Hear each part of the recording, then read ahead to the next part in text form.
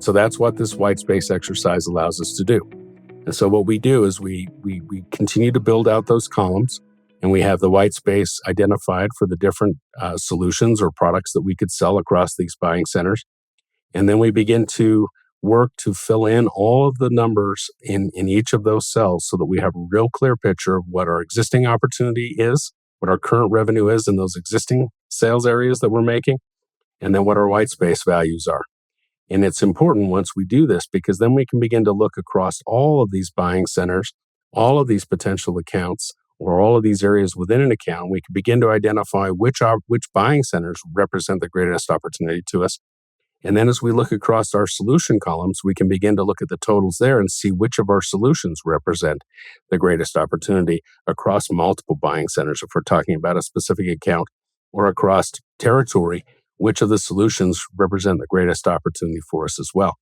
If we're talking about a specific single account and we're mapping white space for that account, what we can do is once we have the white space then built, we can begin to think about then, okay, what are the most important initiatives for this particular account?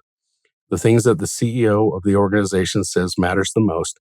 And if we look across multiples of those different columns of our solutions or products that we can bring to them, how do multiples of those columns, when added together, potentially impact the customer's own outcomes, the things the customer cares the most about? Because that's how we can begin to build a big story about the impact that we can have at a much bigger scale. That's how we can position ourselves as a larger, more strategic, more valuable partner to our customer, and not just a vendor for a single use case or product solution that we might sell in an individual cell on that particular spreadsheet that we were talking about.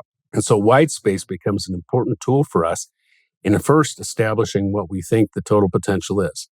We talked about in the last episode, we talked about the real height of the mountain, not what's achievable and how high we think we can get up that mountain right now, but what is the real height of that mountain? And white space helps us determine how high the mountain really is, because it allows us to begin to put numbers onto our white space and begin to look at what those values are. Because when we can visually take a step back and look at it, and we can evaluate this white space with our sales leader or with other members of our team, we can begin to see things that we couldn't see when we didn't have it written down. And that's why it matters. That's why it's so important. So white space should be a part of every single ambition plan for every account, and it should be a part of ambition planning for every single sales territory, because that is how we begin to visually see what our possibilities are across these accounts. And so doing a white space analysis is very important. I talk about, writing things down makes it real. That's why we want to have a written ambition plan.